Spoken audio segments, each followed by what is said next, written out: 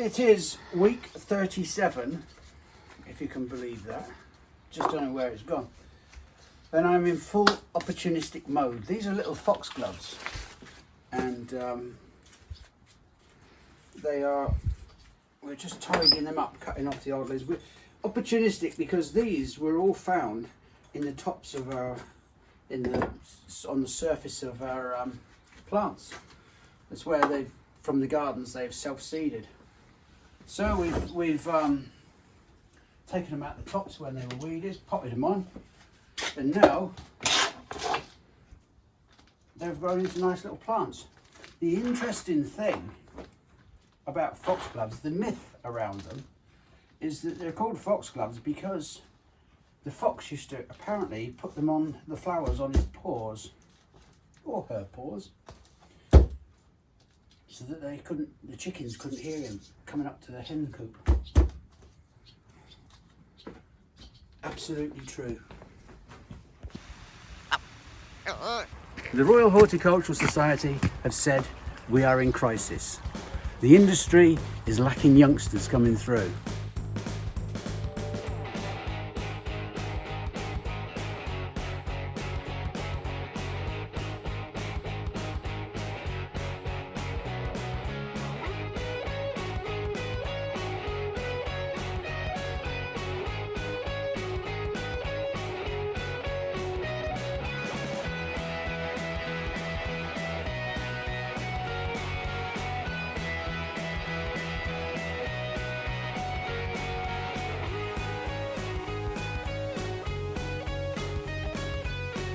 This is Eggleston Hall Gardens, and over the next 12 months we're going to take you on a journey of what it's like to run a nursery garden.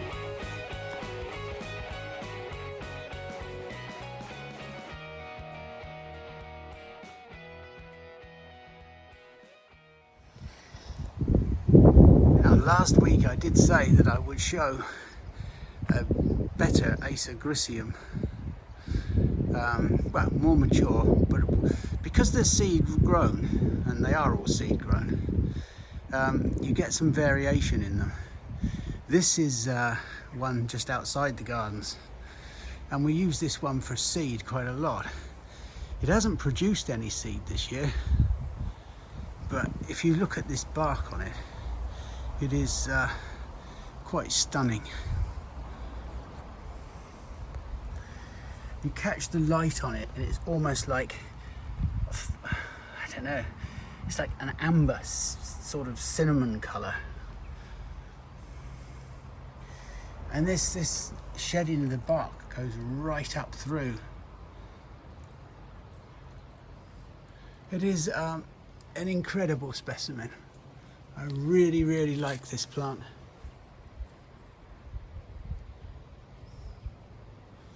But I can hardly see a seed on it this year. Up there are some of last year's. There are a few here and there, but this is the mother plant I would use for propagation. I never tire of looking at it. There's just something otherworldly about it. Anyway, that's our mother Acer.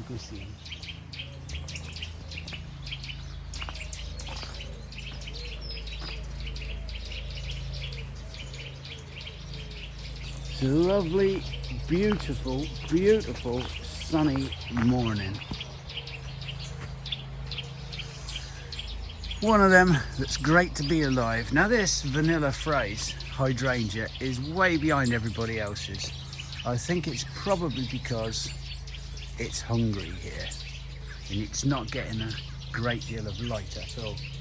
Finn, why are you flicking out your back legs? You've usually done that when you've had a crap.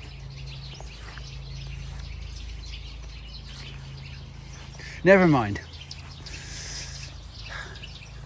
It's the start of my week. I only do 4 days now because I'm old. Knackered. So it's the start of my 4-day stint. Now, it is, as I say, it's really beautiful. Everything's looking good. Some of the spraying of the paths that I did a week or two back are looking like, well, they've been seen to. Little Shrasawanium maples. Hagoromo. Look at those at the back. Now those are just seedlings. Matthew sent them to me. He said, you know, remember at the beginning of the year, we cut them back to 8 inches.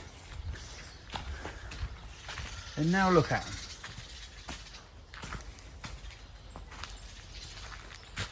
Absolutely amazing. He definitely knows his stuff, Matthew, doesn't he? I mean, you know, I'm looking at this and thinking, well, you know, it's nearly 3 foot tall now of this year's extension growth. You can see where we cut it back. At this point, there's a little bit of dieback, but we can break that off, get rid of that. The rest of the maple is fine. There's a fair old mix of greens and things. But they're all starting to turn now. I am not going to say it's an early autumn again, but it is only the 10th of September, I think.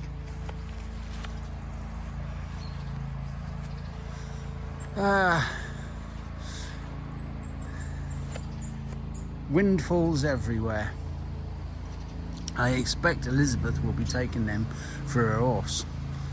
Sorry, horse. Not horse.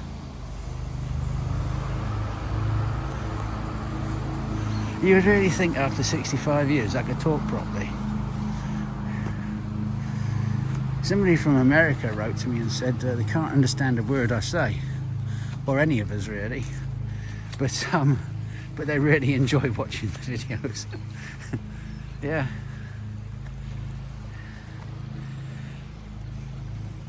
Gorgeous, isn't it? I love this morning sunshine.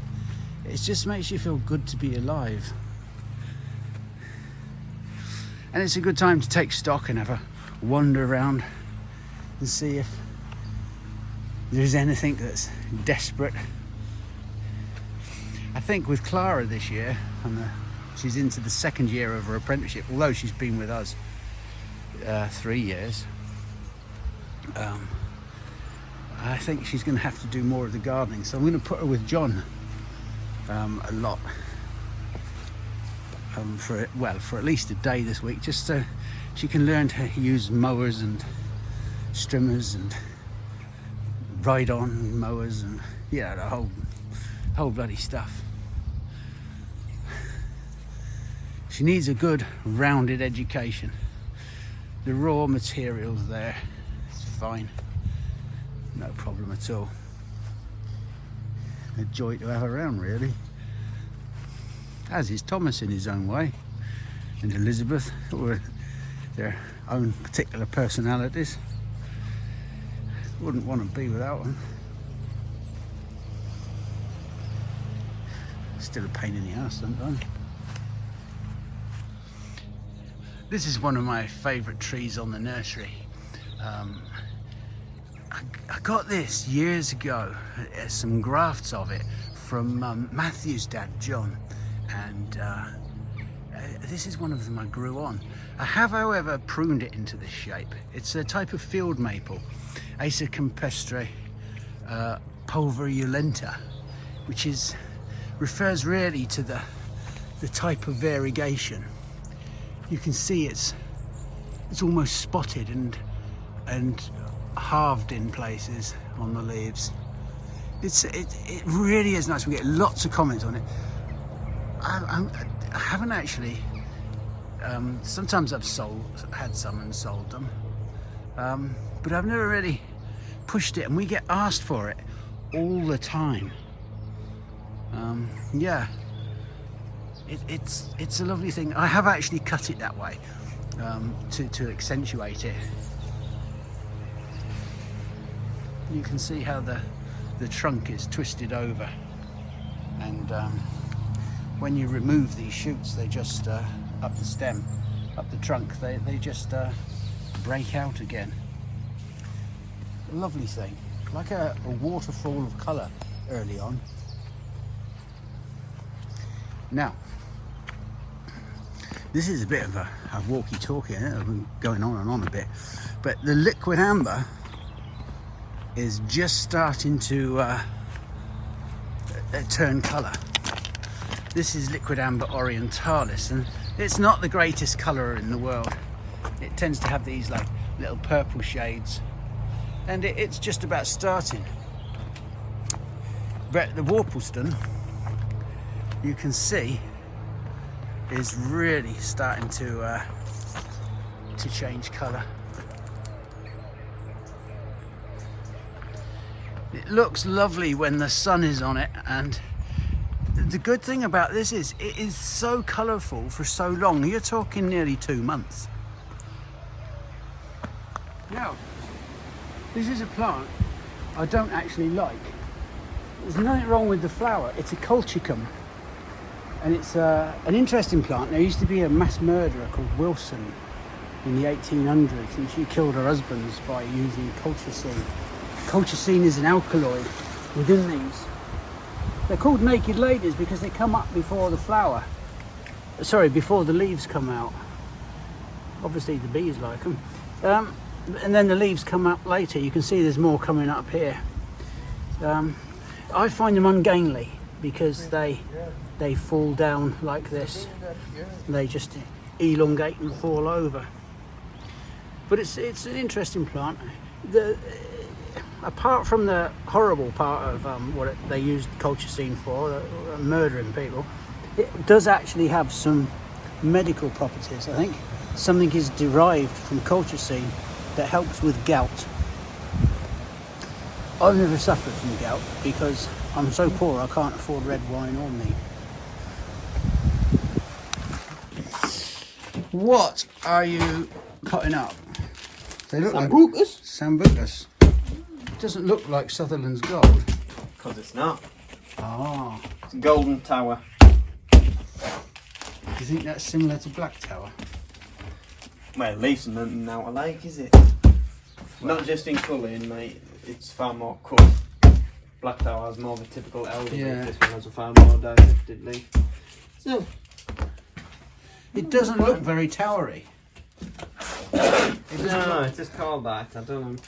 Doesn't look erect. Which is particularly as upright. Let's go. Clara, could you come and give this Sambucus a little tickle? Oh. I was being rude, I'm very sorry. And what are you doing? Hang on a minute, how have you made like tickling a Sambucus rude? Well, it wasn't very erect. That was Well. Go on then. I don't think anything's here is erect. This is fluffy. You speak for Thomas. Yeah. Come on, speaking never mind French. erect. Stick that cane in, let me see what you're doing. Okay, so this is Onicera, Which is which honey. is honeysuckle. Yeah. Malcolm, you don't need input, you just decide. I just was looking at. Wish. Oh, I haven't done this.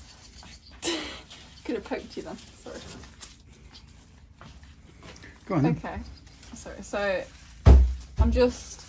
I potted these up from that size pot, 1.5, I think. That size pot. Yeah, right. Yeah. One. Those are actually rose pots by rights. We Two call them long toms. long pots. Yeah. Because, well, we tend to put climbers in the long pots. Which I've never done this before, except for now. So, I might have to do a different one. So I'm using. Right. You're quite rough with it, aren't you? Right. Oh wait, I'll do another one after this. That's This all is- right. That's fine. This is just quite leafy. I've been trying to make it a bit Alright, more. people are already bought shit this far. Right, can you just film Only 2 again? seconds. 'Cause I No, haven't- no. Can you That's please? no. That's fine. That's fine. No, because like What are you going to do different been- in another one? I've been more enthusiastic. I've just been trying to concentrate. You mean you're gonna No bugger gives a shit. No, honeysuckles, right? you're gonna It's fake it? You mean? It's nice, like when it comes to flower. It's. Malcolm, come down this end. I'll add some more enthusiasm. I don't even know. Malcolm, have you seen the Sambucus? Oh, isn't it lovely? This isn't Gardener's World. This is a nice golden yellow. Flower. Yeah. But there's not in flower now, so it's quite. Can't go teeth out. Look at this plant here. Don't- Sambucus. Lovely. Got teeth like picking sugar. But always make sure. Sorry, Clara. Take the Oh, yeah, go shoulder back off. down there. Always make sure She's not first finished yet. when you're She's putting off. carrying You on see that little weed there, you know. It's still bloody going. I just need to take it out the pot. What is it? I don't understand what you're doing. Sorry. Take the shoulder off. I haven't explained. Oh yeah, this, sorry. You know, Yeah. Because in videos, you know, you need to take the shoulder off first. It'll only be the umpteenth Um, time people have seen us So pop it this in prevents planted these weeds videos. growing and other seedlings growing. Just because we need the pot. Right.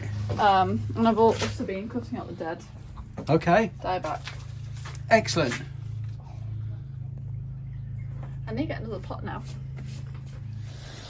Well, it's another really very beautiful day here in the gardens. It's late summer, it's bright, it's breezy, it's beautiful. And I've been sitting here this morning listening to all the bird song around us, and it put me in mind of one of my favourite poems by one of my favourite poets, Emily Dickinson. She's an American poet, and so this one is for all our dear friends across the pond, and it's called Hope is the Thing with Feathers. Hope is the thing with feathers that perches in the soul, and sings the tune without the words, and never stops at all, and sweetest in the gale is heard. And sore must be the storm that could abash the little bird that kept so many warm. I've heard it in the chillest land, and on the strangest sea, yet never, in extremity, it asked a crumb of me.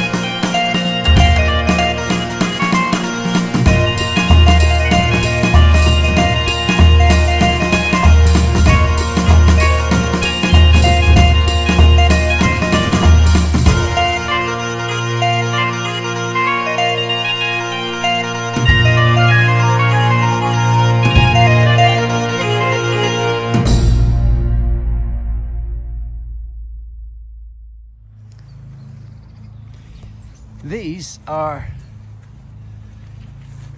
some late perennials that we did, and they've done well, but they're going to be for next year now. They're going to make cracking plants next year. Look at these geums, pink petticoats. We've grown them on and potted them up, and they're going to be absolutely beautiful big plants that are going to walk out next year. And there's the hookeras and hookerellas. There's such a range of them now. There's far too many. There's even black ones, and they give them names like Black Forever, Black Sails, Black Pearl, Black this, Black that. But it's very hard to distinguish between some of them. It's like hostas. There are so many hostas that are like unless you're a purist and you look at them and you say that margin, that variegated margin around the outside of that leaf is 1/8 of an inch thinner than on Patriot or I don't know. There's so many of them. They variegated hostas look the same, but then they have different growth habits. But it's most people just want a nice colourful hosta or one with an unusual pattern. But there are thousands and thousands and thousands of them. I'm still wading through a book of hostas that I bought about 10 years ago. They are good plants. I like them, but there's so many of them that are so similar. Late summer stock beds. Well, these are sales beds actually, not stock beds. The difference between stock beds and sales bed. A stock bed is like we have up the top where we put things to grow on. Sales beds are where things are rooted in and fully flourishing and ready to go out. Unfortunately, we have a lot of stuff that's in stock beds that's not ready to go out, but people still take it anyway.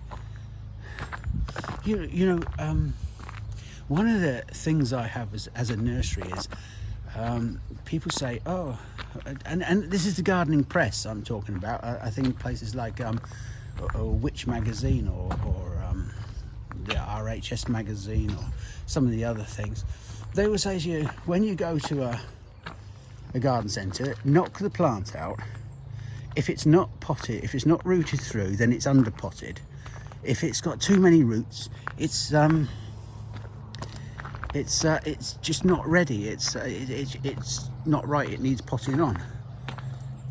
Well, if you're looking for the prime plant that's rooted perfectly, any plant in a container is like that for about 2 weeks of the year. When you pot them up in, say, April, May, they're under potted. You know, there's the roots haven't bound the soil, the root ball together yet. If you wait another 2 or 3 months, then it will be over potted. It will be pot bound, root bound. So it's only at its prime situation for a couple of weeks. Now, as a nurseryman, this is very difficult when the gardening press say this, because they're used to gardening centres that buy all the stuff from Holland, and the Dutch in turn get it from China and so on as it goes on. But as a nursery, when you're growing stuff, you have stuff that's potted on, then it's put out, then it's not potted on. It sits in its pot for a long time, so it's never at that prime position. It's at all stages of its growing life. That's because we're a nursery and we grow stuff, and it is very frustrating when the press say this, the gardening press. It's very, very annoying. If it's underpotted, just let it sit in the pot for 3 or 4 weeks. Sometimes people will say this to me, and then they come back and they say, I've come back for that plant now, for root to it, and they've all sold. You know, and then they say, well, where did it go? I said, well, it sold the bugger. There you are. That's a little gripe, but actually it's quite a major gripe. I don't know how we grow things on without them A, being underpotted, or B, overpotted. It's just not possible. What are you wanting? Can I what? Take a picture of me watering. What for? What's he doing with you? What's he doing with you? Oi!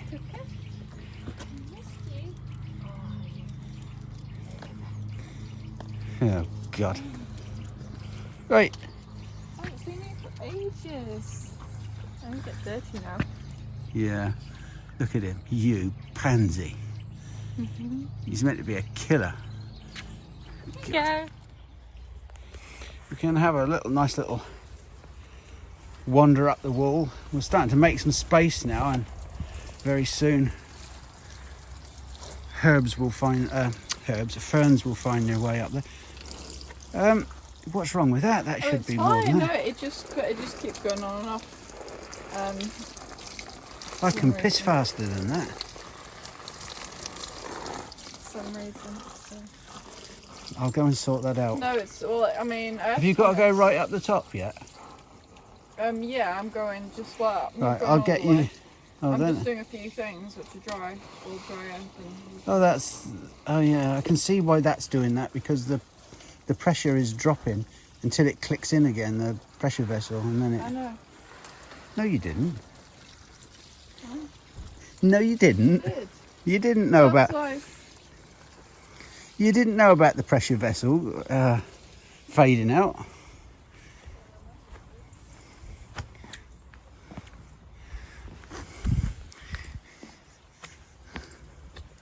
Don't tug on.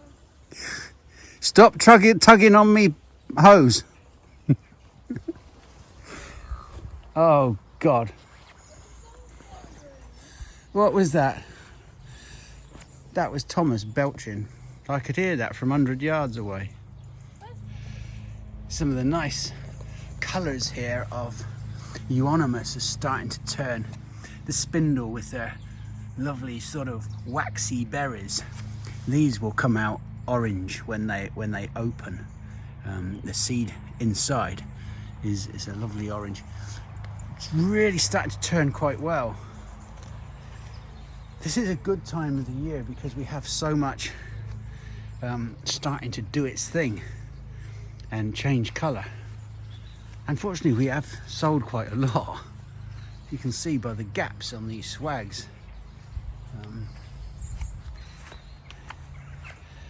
Yeah, and yeah, it's a lovely time of the year. Transitional, that's the word. Transitional. God, I feel really educated now.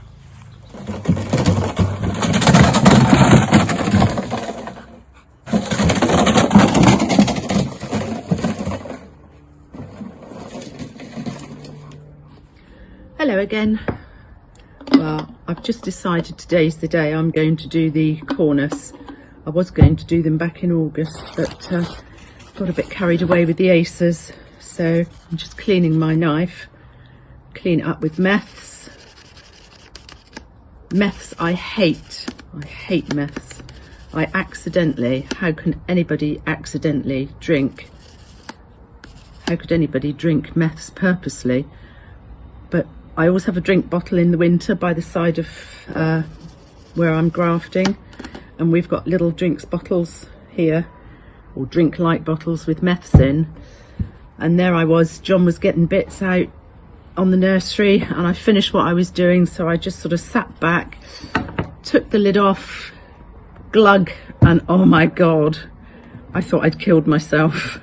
It was awful. It stank and it tasted awful. How on earth I did it, I don't know, but it was just one of those things. So easy. Good job. In fact, it was only meths and not anything really nasty, but I abhor the smell of it now. But we do use it to keep the knives clean, not in between every variety, but you get a build up of black on the knife blade, so that needs to be cleaned off.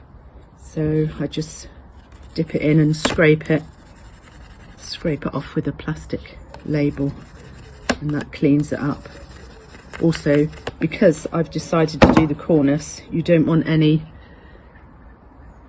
cells of any kind of acer left on the knife to mess up the cornice graft. So these are the little ones that you saw earlier in the can't remember what week it was, but I dug them up, chopped them off, and then potted them.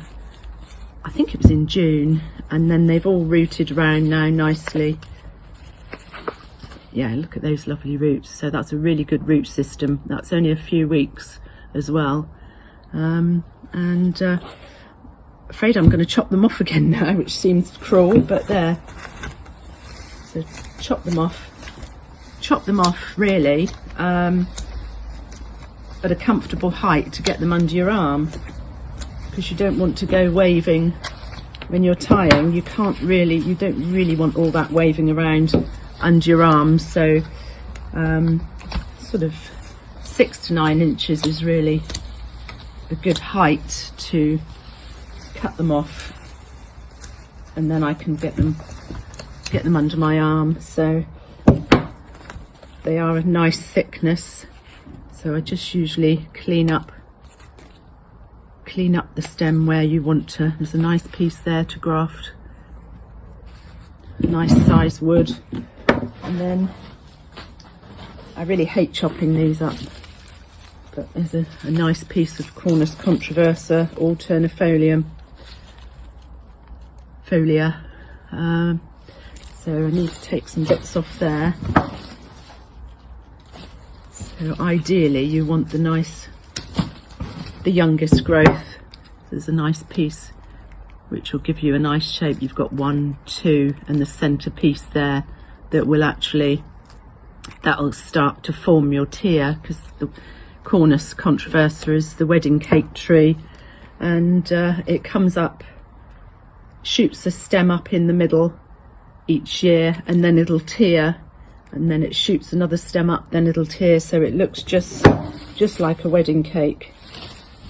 So it's really pretty. So let's just trim the leaves off just the same as when we're doing the aces. Got the 3 nice buds. So then I cut 1 cut, 2 cuts, 3 cuts, exactly the same as the aces. Let's move that out of the way. So you've got a nice, we do a side veneer graft. So then on the stocks, just cut a single cut. So again, you've got the flap exactly the same as the aces, and then you just fit the flap over the scion, which is the piece we've put on, and then tie it with the natural rubber tie. And I can't see, my glasses aren't that clear. Hopefully you can see. Again, it's the same as the aces. But, so there, I only do a few of these a year, but they all always sell. They're very popular, but we can never grow enough of them. Same as the aces really, but the aces are usually more important, but it's always nice to do a few. I like to get it tradition for us to do a few every year. Okay, well I better get on and do the rest of them. Well, I was just sat here quietly minding my own business, carrying on with the grafting. This one's Ariadne, which is a really pretty one. It has orange new growth and prefers, if you want to keep that variegation, prefers the shade.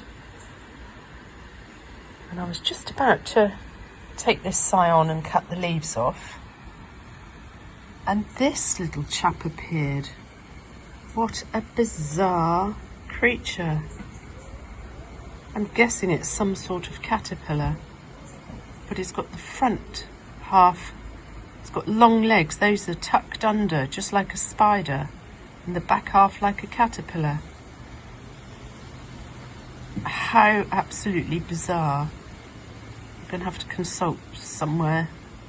Oh, Matthew's got a caterpillar book, I think.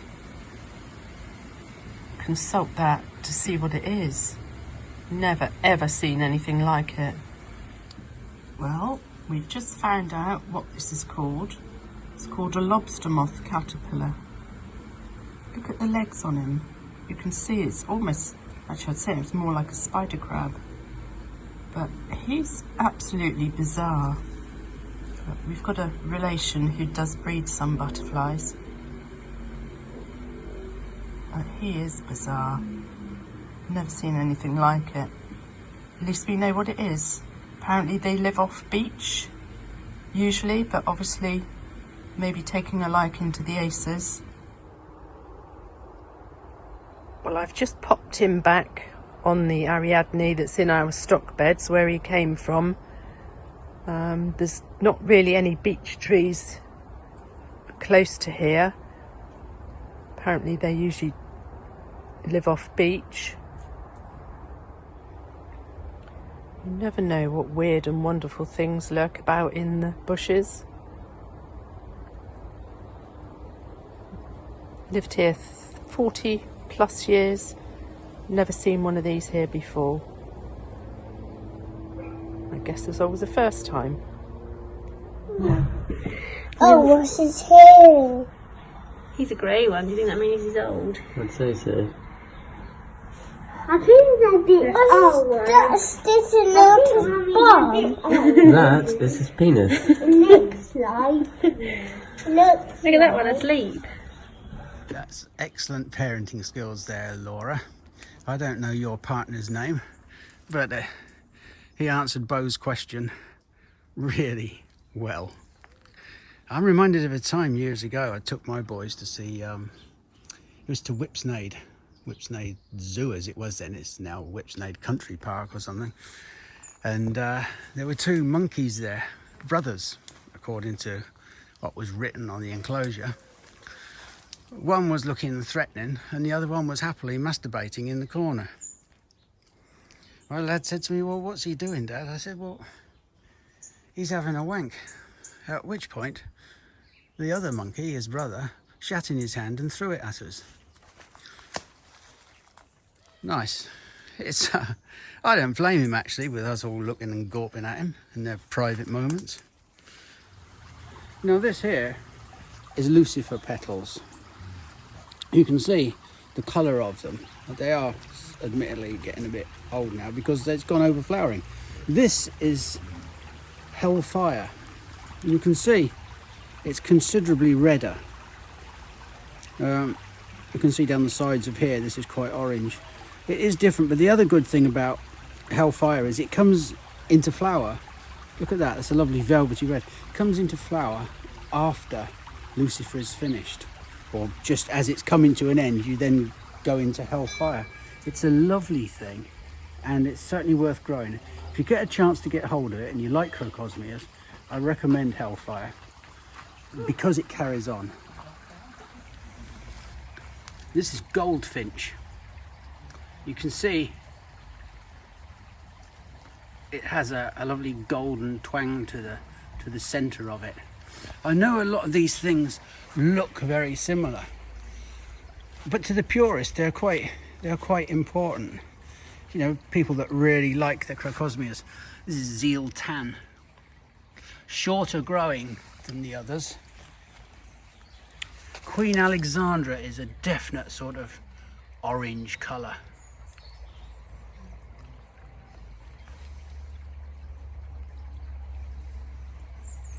It's nice.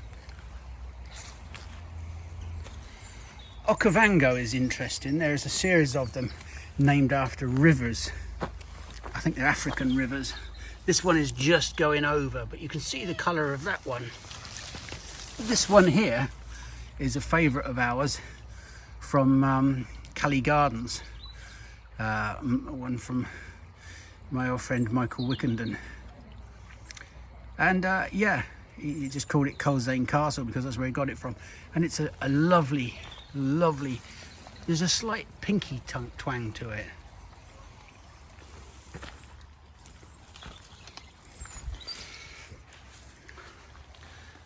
This is Colton Fishacre.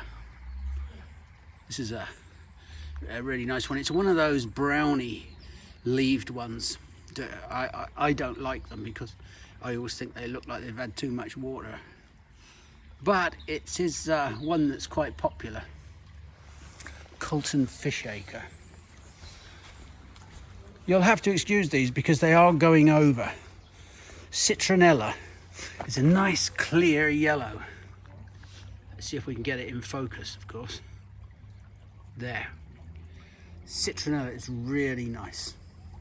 I like the yellows very much. Now here is a very orange one called Orange Devil. As it comes into focus, you can see that it's definitely one. It's taller growing. Some of them are quite small. George Davison, I don't know how to describe that colour. It's like an orangey yellow. And of course, there is Buttercup.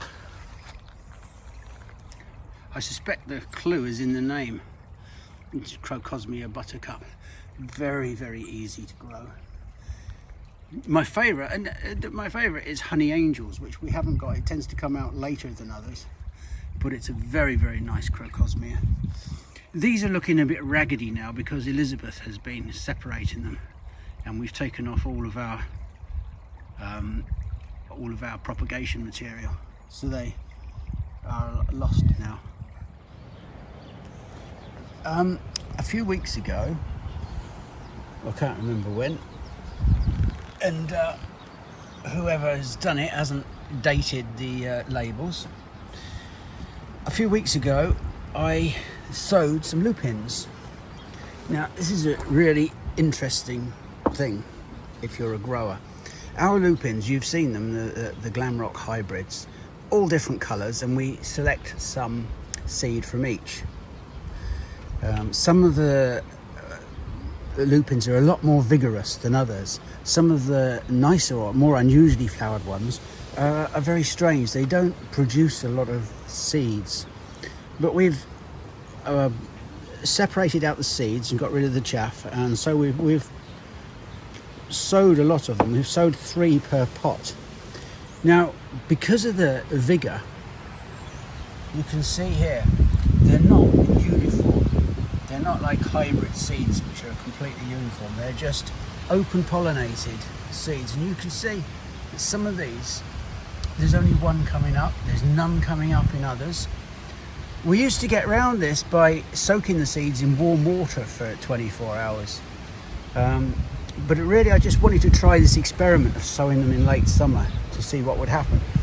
And they're fine. Some of them are developing a true leaf, while others, and this one's got three already germinated, while others, they just haven't happened at all yet. They are happening, look, here. You can see. Probably if I go down a little bit in the pot. No, that one's not even started.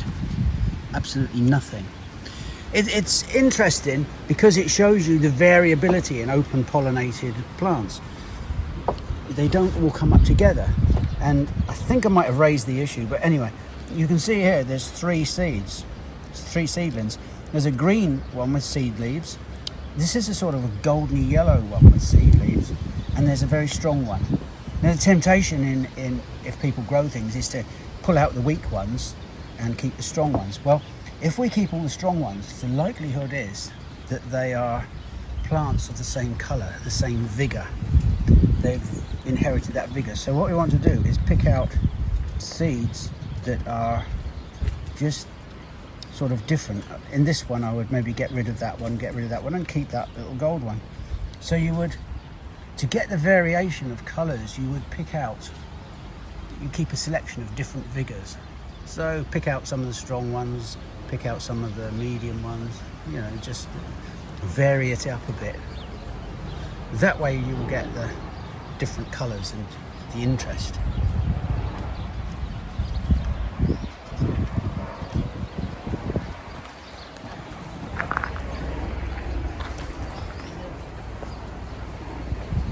Oh, I think it's time to go, Peppy.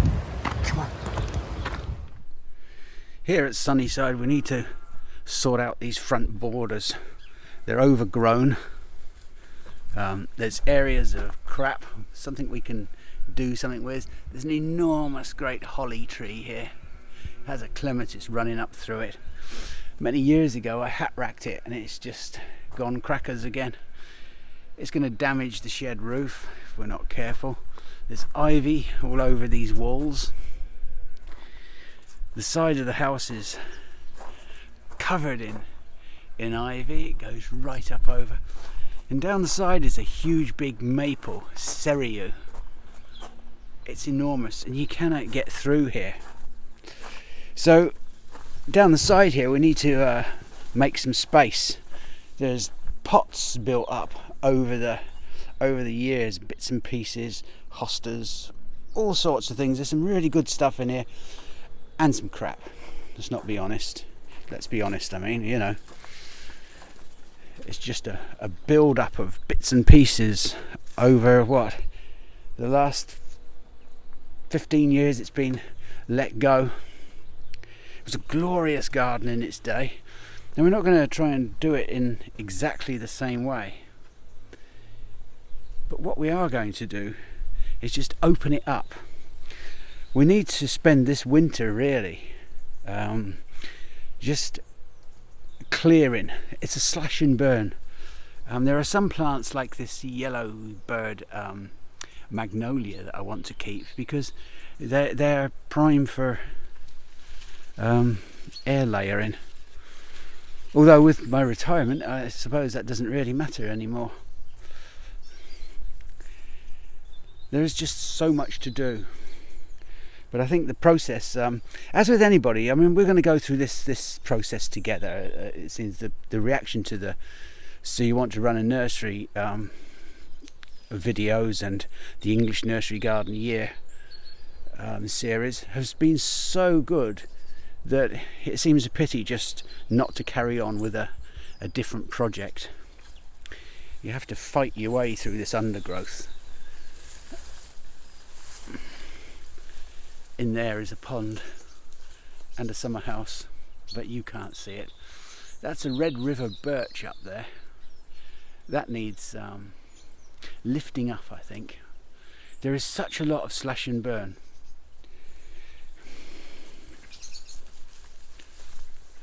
There are hazels that we can coppice and use the wood from. But there's stinging nettles and brambles, and really, if you're starting out on a garden like this and it's a daunting prospect and you're going to do it yourself, you need to clear your base. You need to get as much cleared and as much of the pruning done as possible. Get it burnt away and get yourself a clean blank canvas, so to speak, keeping the things you want to, and then spend the next year keeping on top of the perennial weeds. I'm going to do that with glyphosate. I don't have any qualms about that. It's not an eating garden, and there's so many nettles and brambles. I'm gonna need some help, and you know, I'm knocking on. But if I can do it, I mean, anybody can do it. I think the trick, as with all things, is to do it in bite-sized portions. Once you've got, or once we've got this clear, we'll attack each feature as we want, the features we're going to keep, and then we'll remove the others. There's another cereus here, which is split. Now I might cut this down like Matthew did in one of his contributions to the English Nursery Garden series. But we just need to make space. We need to let the dog see the rabbit. Or 3 dogs see the rabbits, I suppose. It will be an interesting project. Not least this enormous rose.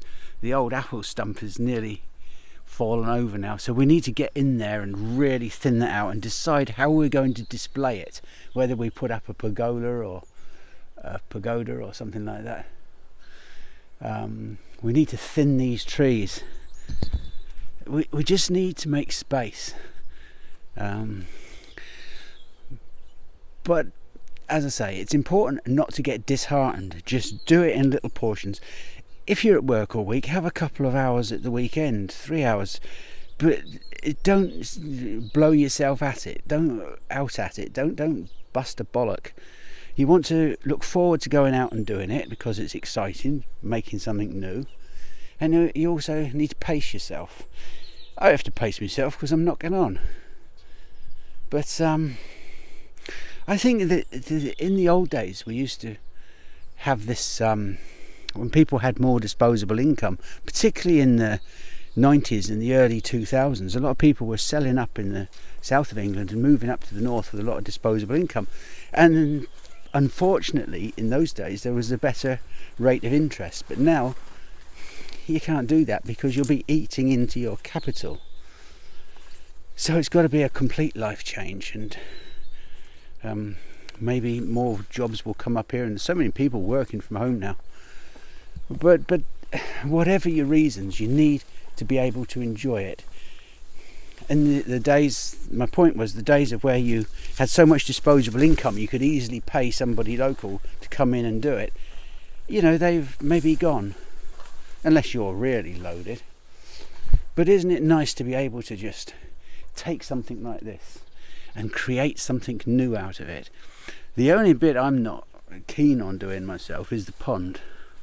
I dug the bugger out by hand, and I know it's 5.5, 6 foot deep in the middle, and it's full of crap. It's in there somewhere. See if I can get a little bit nearer. Yeah, so much pondweed. I don't like getting wet. I'm a bit of a pansy these days, but if it's going to have to be done, it's going to have to be done.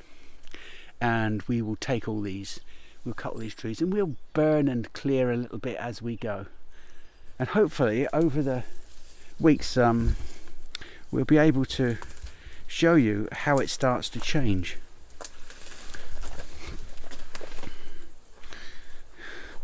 It's an interesting project because I had always planned to spend more time at it when I retired. Because I have to take it a little bit easier, I'm going to get a bit more time here. But nothing I do is going to be bollock-bustingly difficult, because I can't do it. If I need some help, I'll get Lisa or somebody, or maybe Clara will come round, and if she has some spare time, and give me a hand. But yeah, it's a big job, but I think in 3-4 years time it will look fantastic again. That's my hope anyway. So, a simple start we're going to make today, as I've got a few hours off, is to have a look at the side of this house and clear some access. Now this is going to take 2 or 3 weeks because there's a lot of pots to shift. But looking at it, we need to have a little bit of a go at this and see if we can't make some access around here.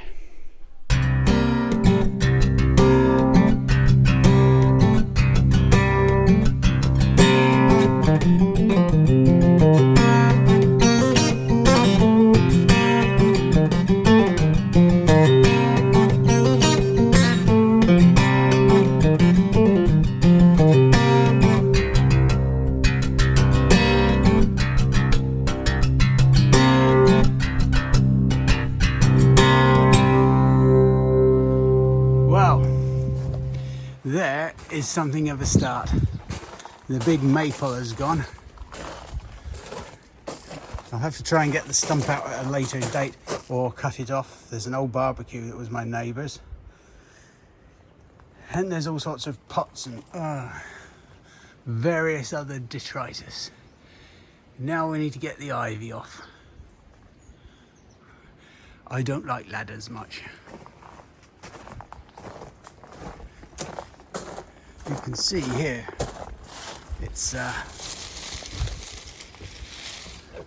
all over this lovely old gatepost, dovecot or jackdaw cot in our case. So we'll see what we can do. Look at this. This is something we use for holding up perennials. You put them together. They're called link stakes. The jackdaws have tried to use one in their nest box. Obviously they couldn't get it through the gap. I find that quite amusing. So there we are, finished, cleared. We hope this these old aerial roots of the ivy will come off eventually. But the side of the wall is, let's see if we can see up the side of the house. Yeah, it is nice to actually see some stonework. It's not pulling the pointing out. You can see up there, we've never been able to work out what that stone is. This house is several hundred years old, but it's a little weird thing. It's sort of wider at one end than the other. It looks like one of those sort of tombstones that you get on islands like Lindisfarne or Iona. It's unfortunate that the downpipe goes straight through it. But at least, what are you looking at, Pepper? Oh, you're both there. At least there is some house to see now. I did not like getting up there. I do not like ladders anymore. Come on, dogs. Ready? Yeah. Are we filming then? Because we're doing this bugger in real time. All right. Yeah. All right then. Let's get going. Right, this is a festooned apple. And we need to prune it back, much the same as Clara and Elizabeth were doing with the other apples. So, but I'm going to leave some of the long extension growth on. And just trim it back to 1 or 2 buds. I'll make a pile down there. There's no problem, there's no need to fart on with it or get too nicky about it.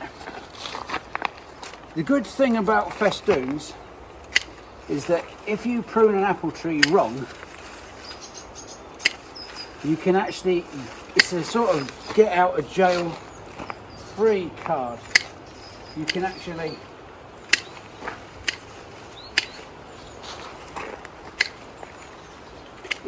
make a festoon out of it.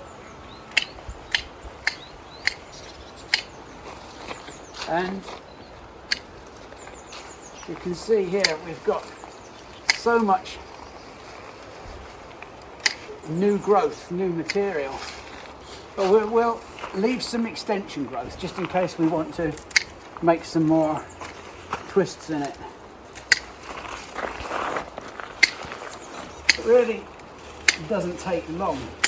If you think I'm not doing this properly and cut into a bud, what I do, if you can see here, Clara, what I do is just run the anvil side of my secateurs down against the leaf and then cut it off, so I can actually, I don't need to see, I can actually feel. Bollocks, I didn't want to take that one off. Oh, never mind. I can actually feel where the right place to cut is. It's actually quite a therapeutic job. I'll leave that one. It really, you just run the secateurs down until you feel the leaf axle. I think it comes with experience, really. Like a lot of things.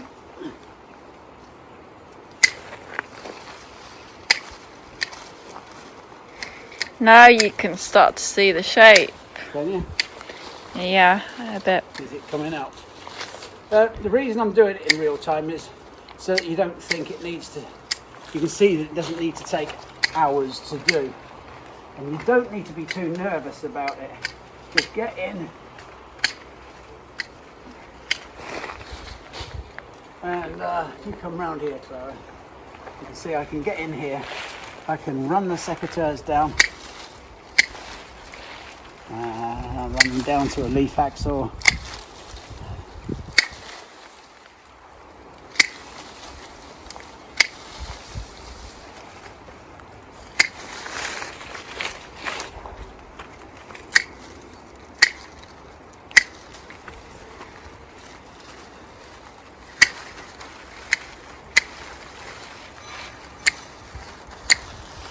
That's the bell. It's alright. I have to go and get the bell. Because I don't think Thomas will remember. Oh, he's gone. He's a good boy. He is. Yeah.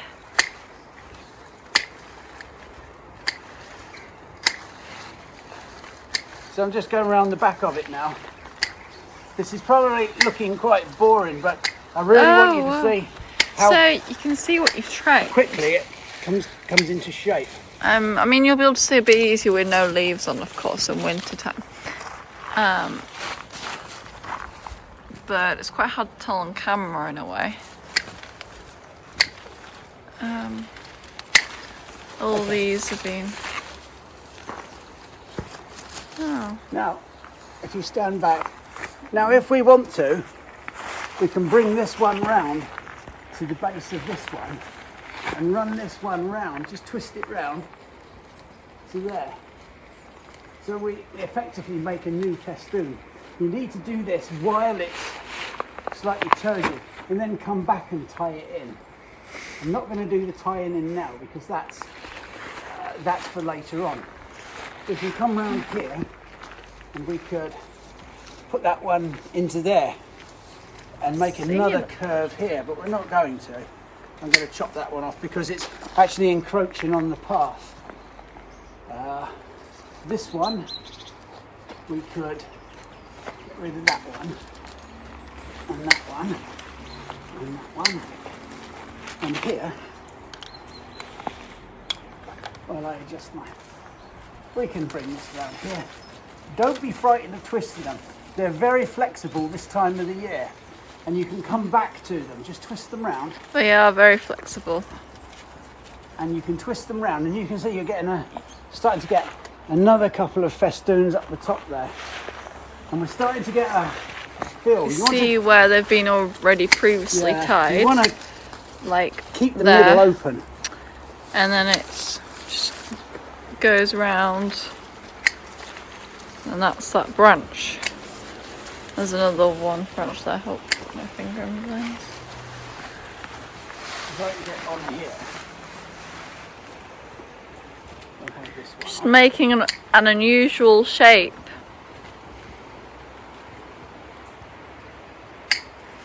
That one out. Interesting. You come round this side, Clara, and I'll show you where I'm going to make another one. We don't want these in the middle there. I want to keep the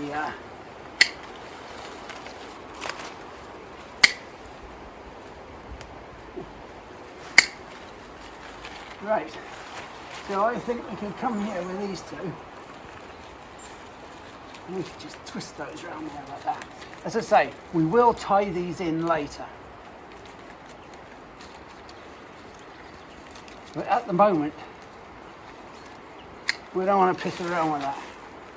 So you're starting to get the feel. Once the leaves have gone off of this apple tree, we will come back to it and you can see how these festoons work.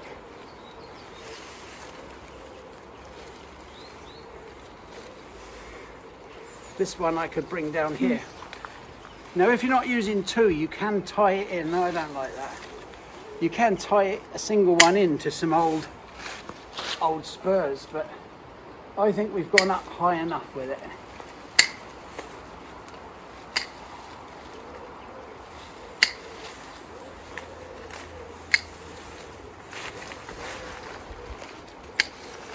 Okay.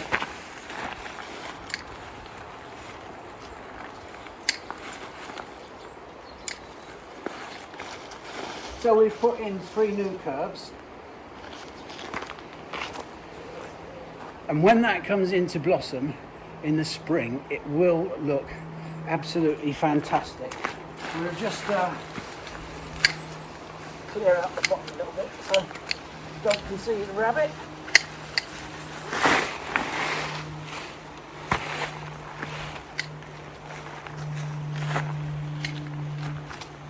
We'll just do some tidying up.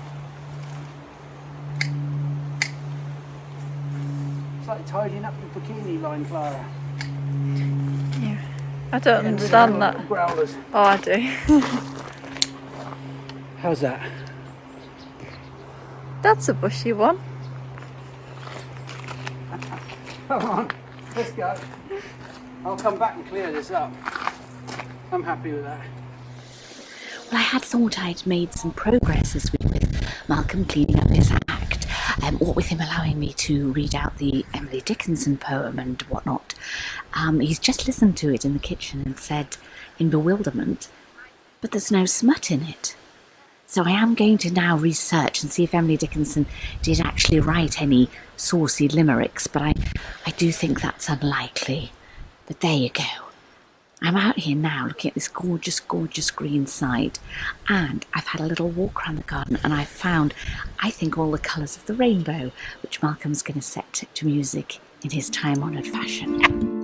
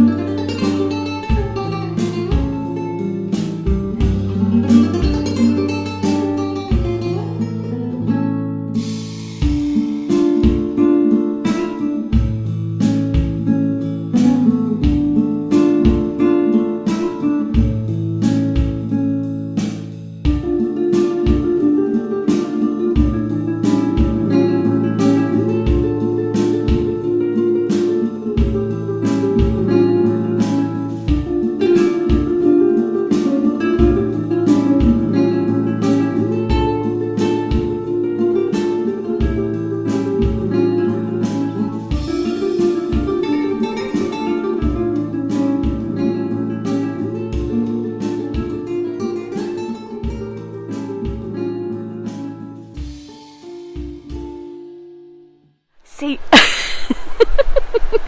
you've just ruined that, Malcolm. I was just doing a nice little chat, and there you go. I thought it was a grass staff. Stand here, you've got something on your back. Revenge is sweet.